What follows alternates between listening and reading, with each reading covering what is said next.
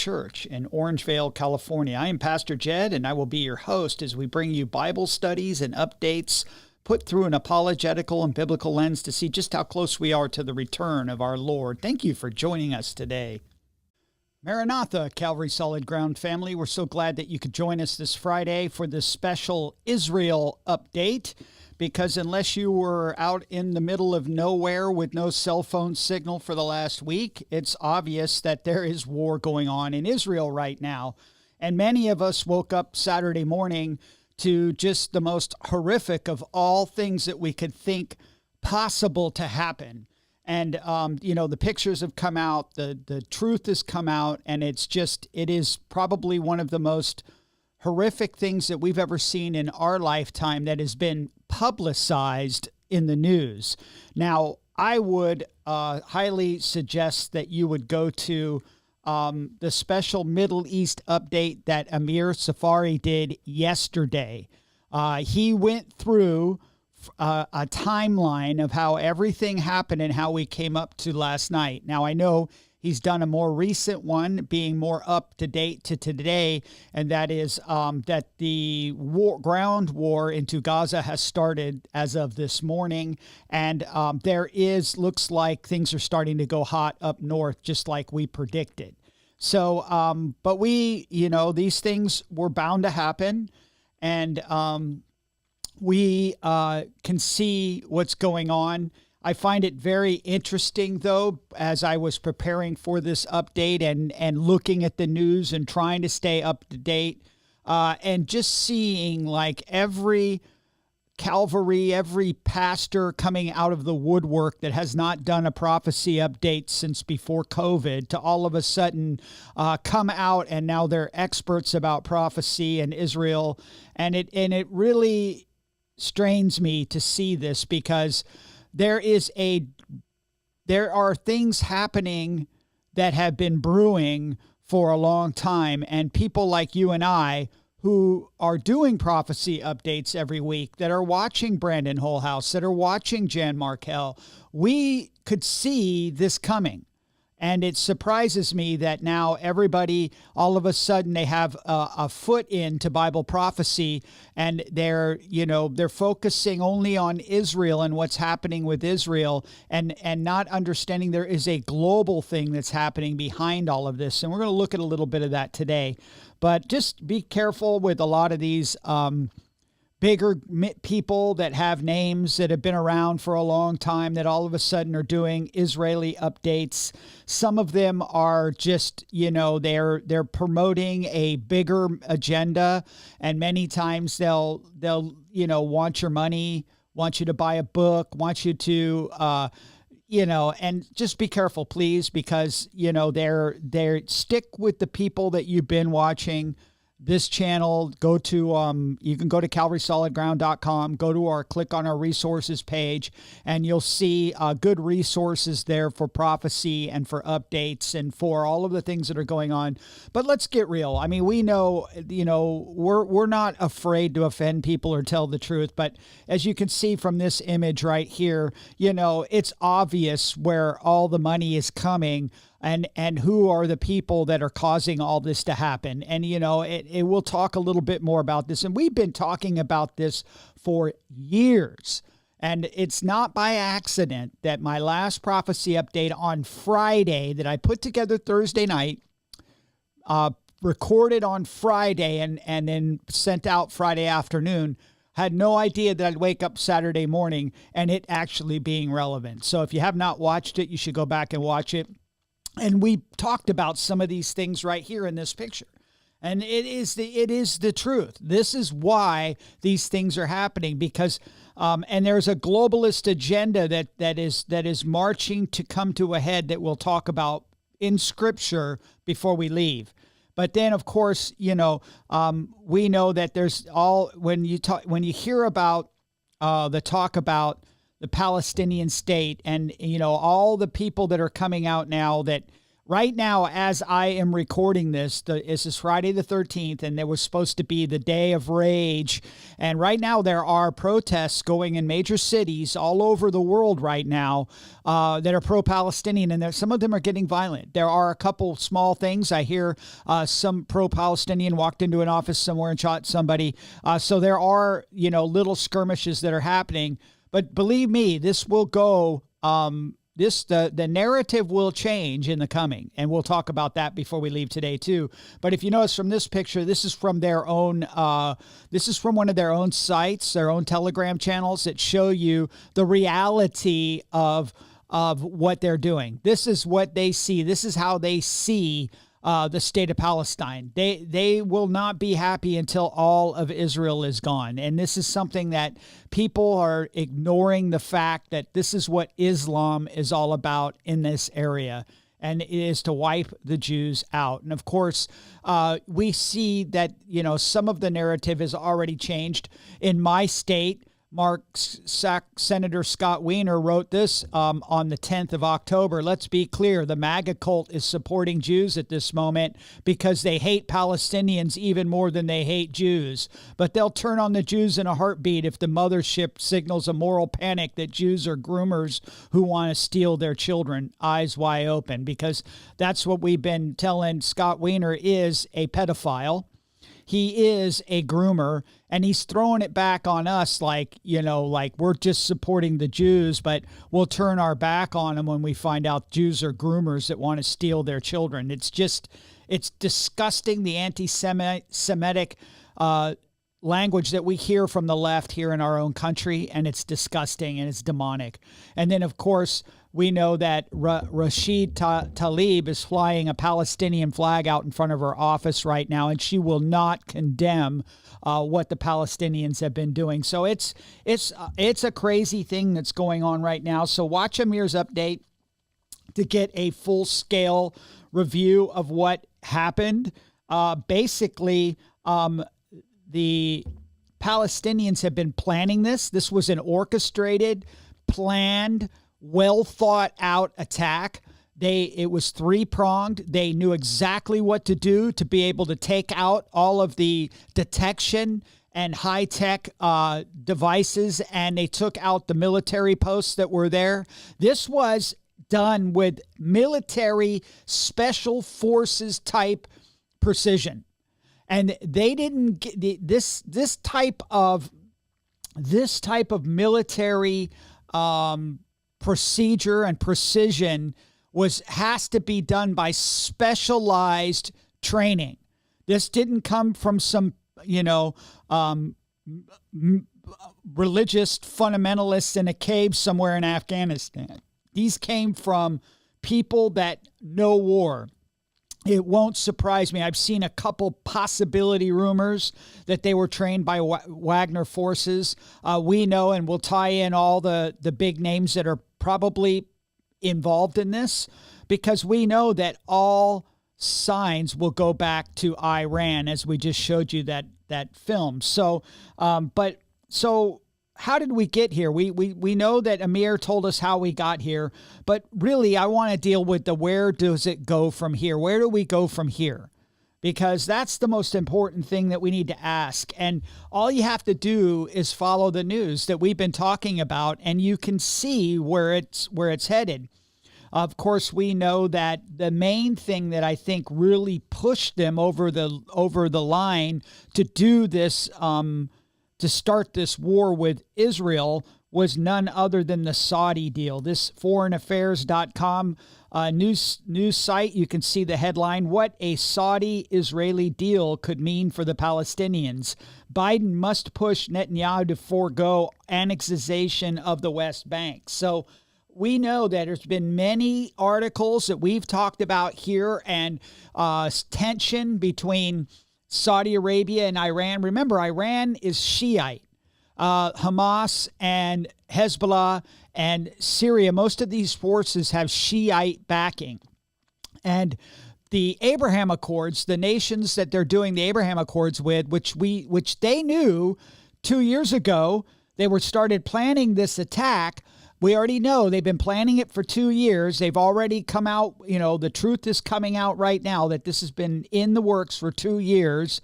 And they are the right when the Abraham Accords started, and the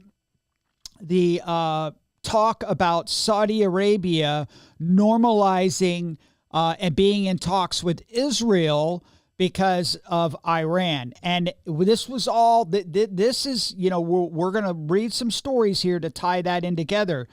This one here is very eye-opening. This is from foreignpolicy.com, and this is back in August 30th.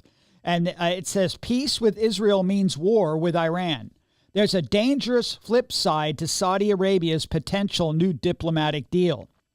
Policymakers in Washington and the Middle East have been busy talking about the possibility of Saudi Arabia normalizing its ties with Israel in return, in part, for a formal defense pact with the United States, receiving far less attention as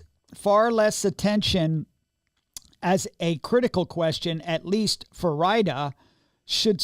Would such a move jeopardize Saudi Arabia's recent diplomatic accord with Iran? Remember, in between all this talk between the United States, remember China stepped in and met in Iran and Saudi Arabia. They all met together and kind of normalized talks with Iran and Saudi Arabia, and China was in the mix there. So they're saying, is this going to jeopardize this? And this was back in August.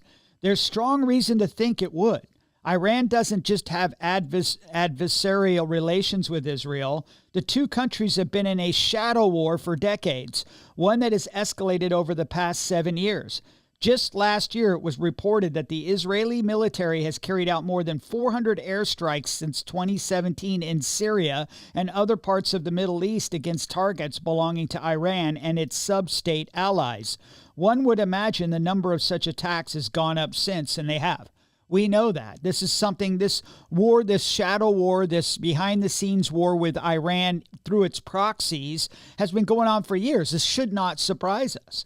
If Saudi Arabia embraces Israel, Iran will likely throw everything but the kitchen sink at the Saudis. Remember this. That's important. It will more aggressively challenge the kingdom's legitimacy as leader of the Muslim world and most probably threaten its very security, either directly, as it did in September 2019 when it struck Saudi oil facilities with drones and missiles, or indirectly through regional surrogates, including the Houthis in Yemen. And the article ends there, but we know Hamas in the south and the Hezbollah in the north and the Iran militia in Syria itself. Don't think for a second that these things don't all tie into what happened on Saturday. It's very important for us to understand that. This IranIntel.com article, right from their own website, says Iran funded Hamas missiles with $70 million. Hania says Hamas leader Ismail Haniyeh has revealed that Iran paid a total of $70 million to the Palestinian group to help develop missiles and defense systems. So there you go. Right from their own mouth. Iran has admitted that they are supporting Hamas with missiles and money, and where are they getting all of this special forces training on infiltration and then intel on Israel's, high-tech detection things, because Amir told us that they shot out all the cameras and sensors. They knew exactly where the army base is. They went and slaughtered all the people at their posts. And basically, there was nobody left. No police, no nothing. And they just opened the wall up and went in and terrorized the communities that were there because there was nobody there to protect them, because they went and killed them all because they knew where they were. Where did they get all this intelligence? Where did they get this training? Well, Iran, for one, it's obvious. Iran not only funded it, but Hamas is the proxies of Iran. And we know right here, and we just showed you the little meme earlier. It says this PolitiFact.com article says the U.S. freed $6 billion in Iranian money. Did it help fund a Hamas attack on Israel? Neither Israel nor the White House has said that there is a direct link between Iran and Hamas attack on Israel. Yeah, we just showed you. They said it with their own words, but Iran is a longtime supporter of Hamas, and a Hamas spokesman told the BBC that Iran gave direct backing. We already know the Wall Street Journal article came out and the Washington Post both showed articles since Saturday that Iran was in the planning for the last 2 years with this. So they were getting, where were they getting though? The special forces know-how, the training and intelligence needed to work around Israeli Mossad intelligence to be able to do this. Where did that come from? Because it came from somewhere. And so who is helping Iran? But of course, you know, the United States is part guilty for this because this came to light recently. Earlier this year, this article right here says Blinken builds a Palestinian Hezbollah in the West Bank. While the Biden administration has been busy encouraging and funding the Israeli protest movement against Prime Minister Benjamin Netanyahu's proposed judicial reforms, it has also launched a far more potentially dangerous and lethal attempt to destabilize the leading military power in the Middle East. The wave of domestic protests in Israel comes on the heels of the most deadly series of Palestinian terror attacks since the end of the Second Intifada. Incredibly, the U.S. is now proposing to take advantage of its allies' political weakness by standing up a potential 5,000-man Palestinian terror army that would ostensibly fight terrorism in the West Bank in place of the IDF. And, of course, we know they were training them. The army, our military, our special forces were training 5,000 Palestinian Authority Muslim military army people in Jordan. That's where we have a base at. So basically, we understand that, you know, the United States is guilty of this too, because we love to start the chaos and then come to the rescue. We're right there now in the mix. You know, we're Israel's best friend when not too long ago we were trying to topple the current elected government by funding the protests. We know that we've been in the mix with all of that from the beginning. We opened up the door to Palestinian funds. We opened up the door to basically help them rearm with the weapons that they purchased and bought and used to kill innocent civilians and babies and children and women that we've seen pictures of. So the United States is part guilty of this. But also we know that there is an axis, and we're going to talk about this. This reason why I'm bringing these stories up to you, because this is going somewhere. The world is headed in a specific direction. And a lot of people want to say, you know, they see this the skirmish happening in Israel, this war that's happening in Israel that could lead to something bigger. But they say, oh, this is it. This has to happen first before this happens.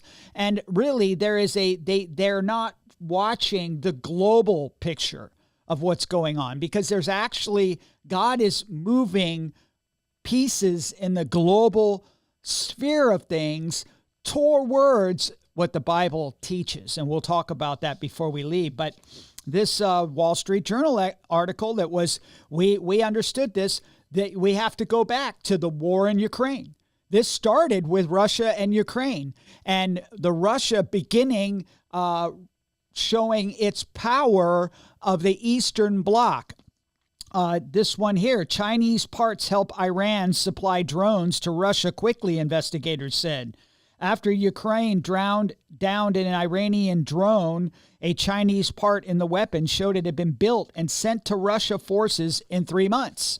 So China was supplying Iran with the technology and the training to build drones that they sold to Russia to use in the Ukraine war. And we've seen that. We know that. Did we forget about that? Are we so short-sighted that we didn't see that there is a connection from the war with Hamas and Israel, Iran, China, and Russia? It says right here in this other article, can Iran and Russia's arms swapping sustain a lasting defense partnership? With Iranian President Ibrahim Raisi visiting Moscow in early 2022, remember, they were planning this attack with Hamas back then. So this was in the works even then. He had high hopes of leaving with defense deals that would circumvent international sanctions and take advantage of the expiration of a United Nations embargo on arms trading within Tehran. Russia fighter jets, advanced anti-missile defense systems, and other high-tech military equipment were high on Raisi's wish list. But questions arose. What could sanction hit Iran short on cash and technology offer energy-rich Russia in return? And would Russia be willing to send advanced military technology to Iran? Did you hear that? For angering rival states and important customers in the Middle East. Russia's invasion of Ukraine just last month after Raisi's visit provided the answer. See? The war in Ukraine and Russia. There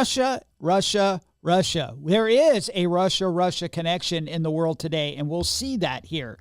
As it became apparent that the war would drag on much longer than the Kremlin anticipated, depleting Russia's arsenal, Moscow turned to Iran for military drones that have proved to be a deadly addition to Russia's war effort. Iranian short-range missiles, as well as shells and ammunition, have reportedly helped shore up dwindling supplies, and there are suggestions that Iranian ballistic missiles could be delivered in the future. And of course, we have to understand that they are right now, since the war started in Ukraine, Russia has been actively building a new bloc, an Eastern bloc of nations to offset the Western bloc, namely the United States of America, because we already know this article. This happened recently this year. BRICS, Iran's latest victory. By January 1st, 2024, Iran is expected to become a full member of BRICS. Iran responded to the invitation to join the BRICS group with great enthusiasm. Iranian officers consider this a strategic achievement for Iran foreign policy. BRICS is often seen as a counter to Western-dominated organizations. Though the bloc has significant potential, much of it has remained unfulfilled to eternal tensions. The nations of BRICS house around 42% of the global population, amassing a combined GDP share of 32.1%, greater than that of the G7 alliance. Notably, the founders include three nuclear powers: India, Russia, and China. And so we see this bloc forming, and this bloc includes Iran. And through their proxies, through Iran, through Russia, through China, they have been able to get all the resources needed to have chaos form in the Middle East. And they, of course, are under Russia and China are pulling the strings because they understand and they know what's going on in the Middle East. They understand that this war with Israel, is it playing a purpose right now? And I think it is. It says right here in this article, the CNBC article, this is from earlier this year, Russia and China are being driven together as the chasm with the West deepens. Notice that there's a West and East chasm. This will be very important as we look at Scripture here in a little bit. China and Russia are taking center stage this week as both countries look to deepen ties, just as a chasm with the West on a geopolitical and economic as well as military front appears to be getting deeper, according to analysts. So we see this axis being formed. Foreignpolicy.com from September 11th. China-Russia axis takes shape. The bond has been decades in the making, but Russia's war in Ukraine has tightened their embrace. In July, nearly a dozen Chinese and Russian warships conducted 20 combat exercises in the Sea of Japan before beginning a 23,000 nautical mile joint patrol, including into the waters near Alaska. The two operations, according to the Chinese Defense Ministry, reflect the level of the strategic mutual trust between the two countries and their militaries. And then, of course, we understand that There is an alliance of nations forming that have been in the works for a long time that we've been telling you to keep your eyes upon. And here's just one article from March of this year to show us that they've been planning this, that this is in the works. Moscow to host Syria, Turkey, Iran, Russia meeting. Official sources. The Deputy Foreign Ministry of Syria, Turkey, Iran, and Russia. Turkey, Iran, and Russia. Turkey, Iran, and Russia. Remember that. Will meet in April in Moscow. Turkish and Iranian officials said on Tuesday, building on contacts between Ankara, and Damascus, that's Syria and Turkey, after years of hostilities during the Syrian war. Encouraged by President Bashar al-Assad's ally Russia, Syrian and Turkish officials held meetings last year in a move towards normalizing ties between states on opposing sides of Syria's 12-year-long contract. So taking into all these things, where do we go from here? Obviously, we can see that, Russia and China and all of these countries are part of what's known as the eastern leg of what was left of the Roman Empire. And we and Europe and the Western nations are part of the western leg, and we'll talk about that in a minute. But we take into all these things into account. We have to ask ourselves, where are we going from here? The first thing that we need to make clear is there is so much debate and people that are really getting, that are frustrating many of us about this being Psalm 83. I saw one pastor who hasn't said a peep in prophecy updates since 2019. Not like there's nothing prophetic going on between then and now. And he points back to that prophecy update as being all about Psalm 83. And Bill Solis is a good brother. I love him. And I know that he is so focused on this, that this is it. And we need to be careful that this is not Psalm 83. And I know I kind of lean towards Amir Safari's side, that this has already been fulfilled because of the peace with Jordan and Egypt. But, we just don't know. But there's a bigger global picture going on. And this is not the Battle of Armageddon. We are not in the second seal. There's so much false teaching out there. So many people that are saying this is it, and we need to be careful. What this is Matthew 24, 6 through 8, that says, "And you will hear of wars and rumors of wars. See that you are not troubled. For all these things must come to pass, but the end is not yet. For nation," that's ethnos, "will rise against ethnos." What we see, Arabs against Jews.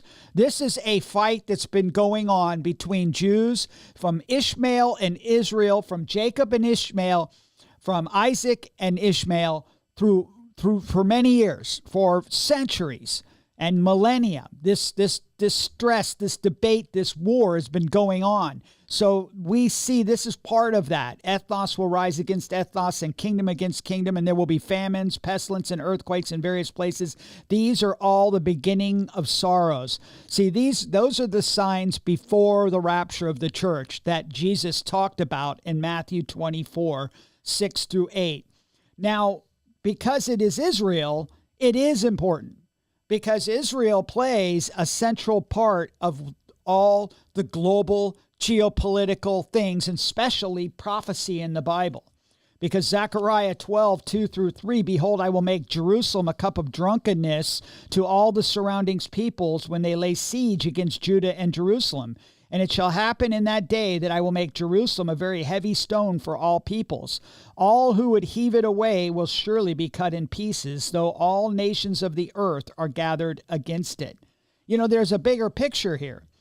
Jerusalem and Israel that's a prophetic sign that they're in the news, that these things are happening around Israel, that all the globe is gathering together, surrounding itself around Jerusalem, countries that are for her and countries that are against her. But you have to remember, back in Daniel chapter 2, Nebuchadnezzar had a vision.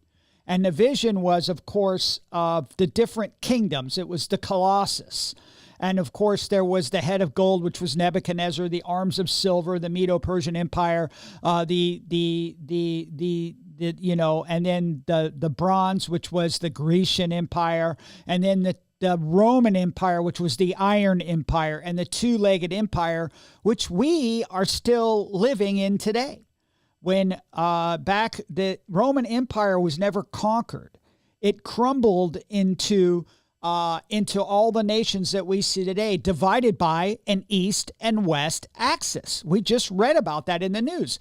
The Bible has said that this is what the world would look like before the world would become a one world government and the Antichrist would rise out of it. So we are on the verge of this defining two-legged end of this two-legged division in the world, when there's going to be a one world government that will come out of it. Because in Daniel chapter 2, verses 40 through 42, it says, "And the fourth kingdom shall be as strong as iron, inasmuch as iron breaks in pieces and shatters everything."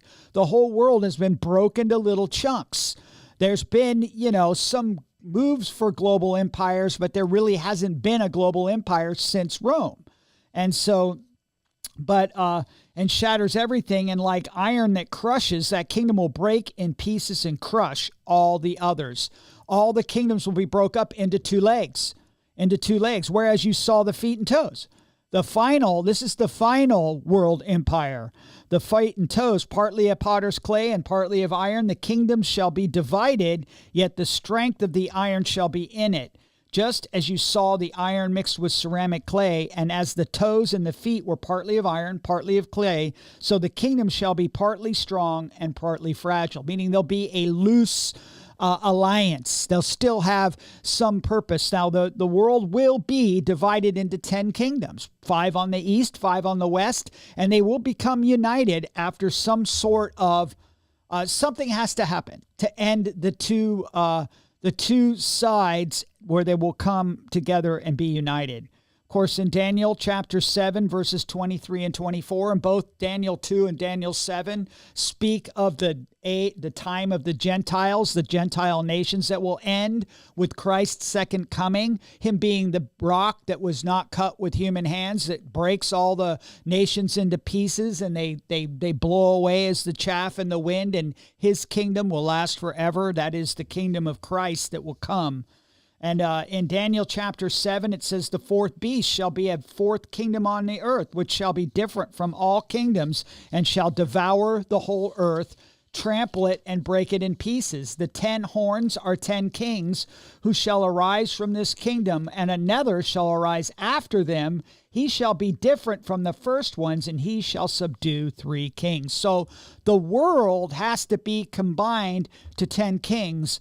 And when the 10 kingdoms come together under one rule, this Antichrist, this beast, will rise out.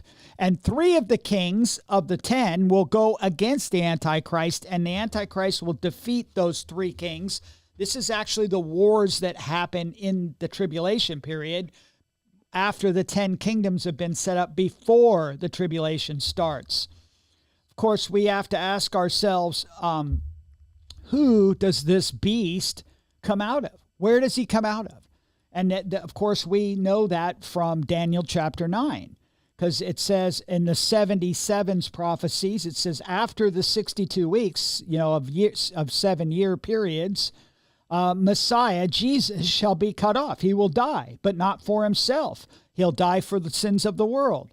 And the people of the prince who is to come shall destroy the city and the sanctuary, and the end of it will be with a flood. Till the end of the war, desolations are determined. So we know that this is a prophecy of the destruction of Jerusalem. And so that means that the prince of the people of the prince who is to come is the Roman Empire. And more importantly, the western leg of the Roman Empire, out of Europe, out of Rome, is where the beast will come out of. And so, but we know in verse 27, he shall confirm a covenant with many for 1 week. That will be the 10 nations that the world has been brought together under, because he comes out of the 10. Remember, it just says he comes out of the 10, and he will defeat 3 kings, but he will make some sort of diplomatic treaty with many. It says he shall confirm a covenant with the many, the 10 kingdoms, including Israel, for 1 week. But in the middle of the week, he shall bring an end to sacrifice and offering. On the wing of abomination shall be one who makes desolate, even until the consummation which is determined is poured out on the desolate. So that is the abomination of desolation that happens at the midpoint of the last 7-year period that has not started yet, but will when this Antichrist makes this covenant with many nations, promising peace on earth, what we do not see currently in our world today. Remember, Revelation 17:9 through 11 tells us, here is the mind that has wisdom. The 7 heads are 7 mountains of which the woman sits. There are also 5 kings. The 7 mountains are kingdoms, and there are 7 kings of these 7 kingdoms. There are 7 kings. 5 have fallen, 1 is, and the other is not yet come. These are world empires. Rome was the last one. The other has not yet come. That is the one that's coming, these 10-nation confederacy where the Antichrist will come out. And it says, and when he comes, he must continue a short time. The beast that was, is not, and is himself also the 8th. And is of the 7 and is going into perdition. So he will be the 8th out of the 7. He will come out of this revived Roman Empire. The beast will come out of the western leg. So what happens to the eastern leg? Something has to happen. We see this tension. All of this that's happening. This, I believe, and we will find out, that these are global chess pieces being put in place. Russia needs the world to take their eye off of Ukraine because it isn't working out the way that they want it to. They've had problems with internally and externally. And of course, the West was supplying weapons and intelligence to Ukraine has kept it hard for the Russians. But the Russians have been working with the Iranians and China for the last 2 years to help support and bolster their war against Ukraine. And what a better way for Russia to be able to get an upper hand on Ukraine than to move the world's eyes and pressure off of Ukraine and over to the Middle East. Russia's been trying to start a skirmish, a war in the Middle East for a long time. So it wouldn't surprise me that this war, this thing that's happening, has been perpetrated by Russia. And I think that we're going to find out that the special forces training that Hamas had came from the same source that has been wreaking havoc all over the world. Now, you have to understand that, yes, we have seen the atrocities of Hamas. We have seen the atrocities that have happened live. TikTok, Facebook, X, all of them have been showing real-time images as they were going in brutally raping women, killing children, and wiping out whole families. And we have to ask ourselves, we have to say, well, that's not human, that's evil. When in reality, that Islam, and with the help of Wagner forces, have been doing this all over Africa. We just don't see it in the news. It doesn't pop up on your status page on Telegram. But they, on any day in Somalia, in Sudan, in these places, we tend to forget the rule of Idi Amin. We tend to forget the rule of Pol Pot. We tend to forget the rule of Mao Tse-tung and the brutal savagery that they perpetrated upon humanity in ways that we've seen. Sure, we got pictures of it through Hamas, but it's happening on a global scale all the time. We're just ignorant to it. We have been blinded to the sins of humanity, and when humankind is left unchecked, when it's turned its back on God, when it decides that, and it leaves a vacuum that things, demonic religions like Islam suck in the void, which is not a religion of peace. It's a religion of violence. It was started in violence. And what you saw was just the epitome of ISIS, of the brigades inside North Africa, that we saw, that we didn't get to see pictures of ISIS and what they did when they went into Iraq. After we had, brought peace to that, to a large point, and then we just, Obama just left, and that vacuum was filled with ISIS, who went house to house, killing families, killing, murdering babies, burning people alive that were Christians. And you think that it's not happening and has not been happening in the history of humanity. It has. And we've been given a front row seat. We've been able to watch it on our TVs at the horrible reality of humanity and the sin that we are, the sinful people that we are. And God is allowing that to happen because we have turned our back on Christ. The church is in apostasy. The restraining force of the prayers of true born-again believers has been diminishing because people are following after a phony Christ, a self-help Christ, a Christ. The churches are filled with goats these days, and so it shouldn't surprise us. But something has to happen to the eastern leg. And of course, we know what happens to the eastern leg.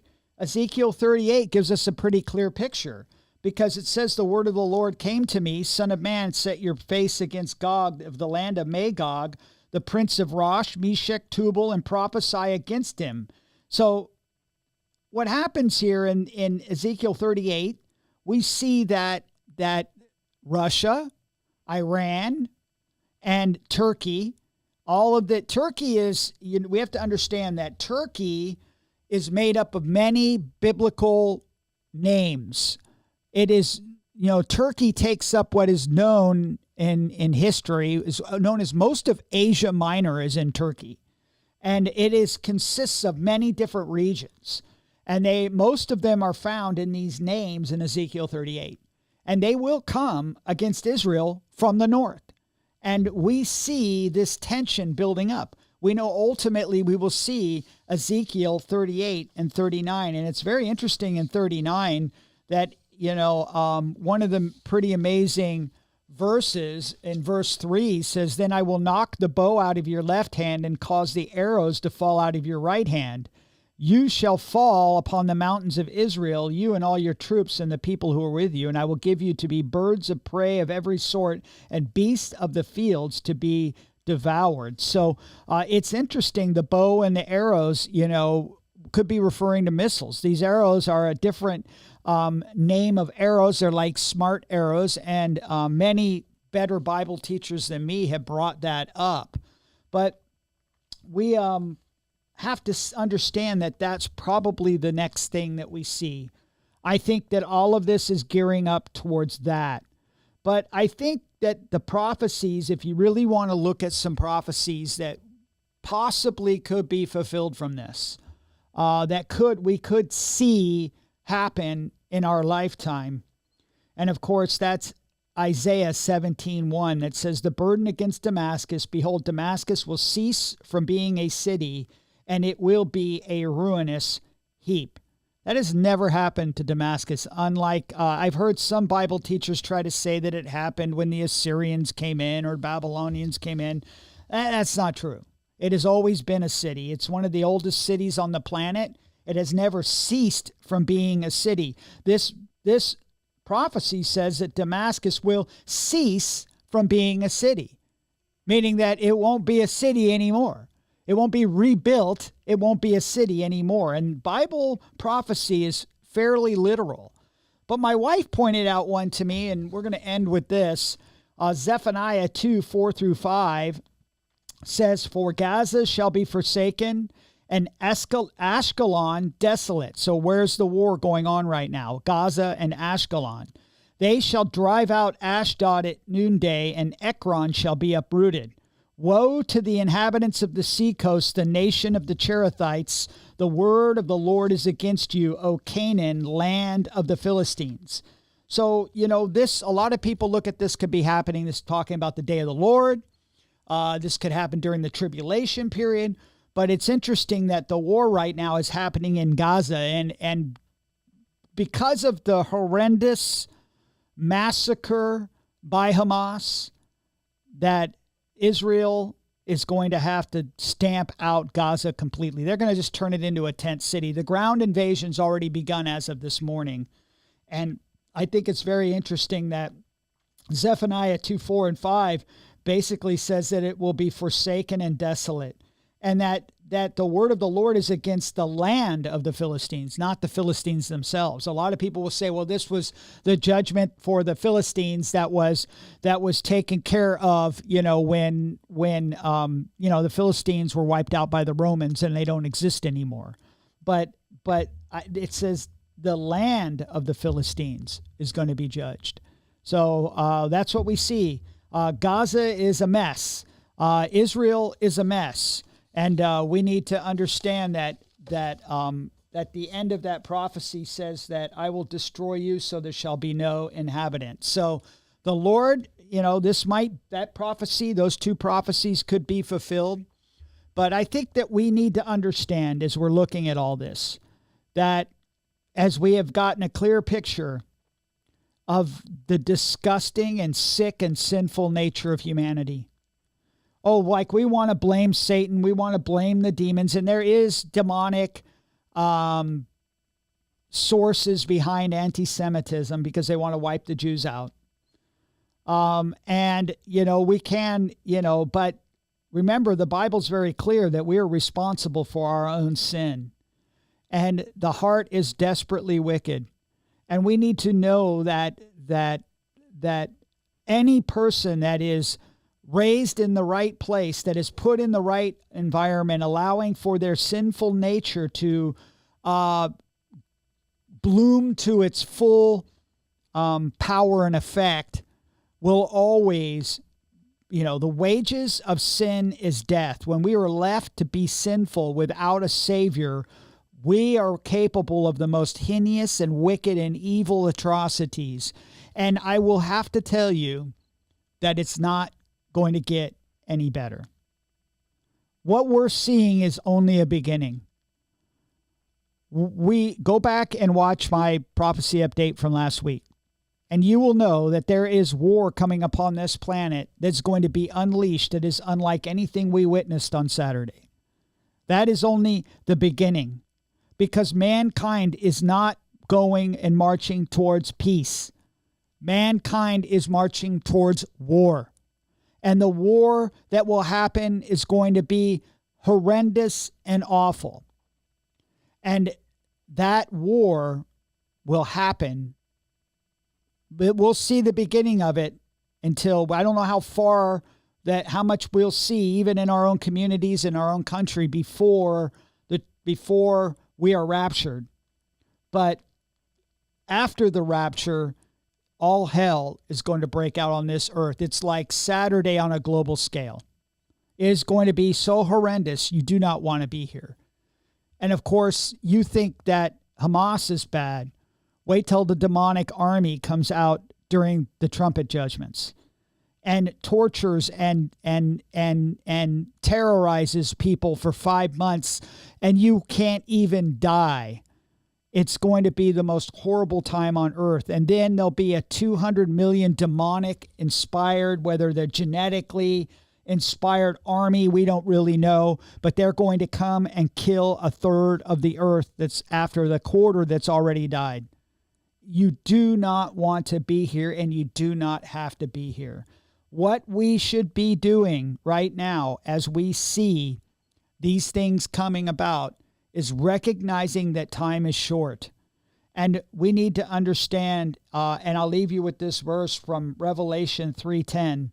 It says, because you have kept my command to persevere, I also will keep you from the hour of trial which shall come upon the whole world to test those who dwell on the earth. Behold, I am coming quickly. Hold fast what you have, that no one may take your crown. You need to have your faith and trust in Christ today. Time is short. Don't allow yourself to be sucked into this world. Don't allow yourself to be left behind. Put your faith and trust in Christ today, because he promises to take us away from this earth that he's going to try those who dwell on the earth. Because why? Because they have rejected his son, Jesus Christ. We're to pray for the peace of Israel.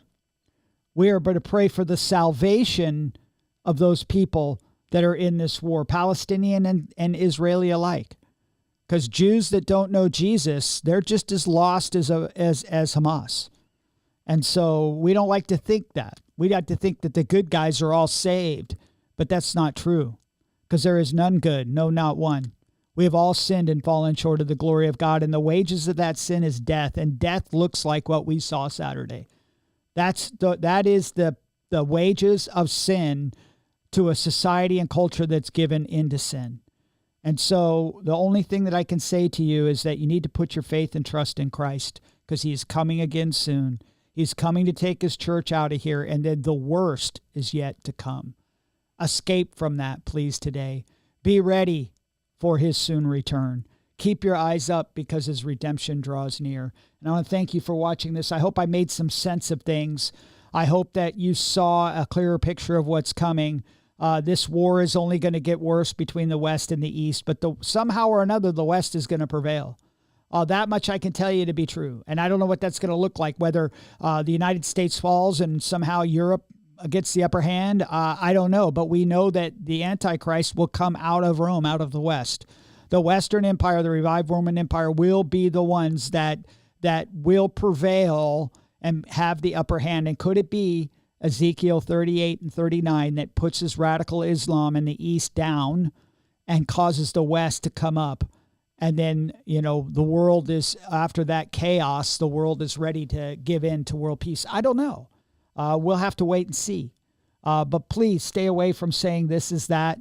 Understand that Matthew, Jesus told us in 6-9 exactly what the world is going to be like. Let's trust Jesus more than we can teach these other Bible teachers. So just look up, know that your redemption draws near. So I'm going to leave you just like I started today, thanking you for watching this. Maranatha. If you have been blessed by this podcast, please subscribe and share to help get the word out in these last days. If you'd like more information or to contact us, please go to calvarysolidground.com.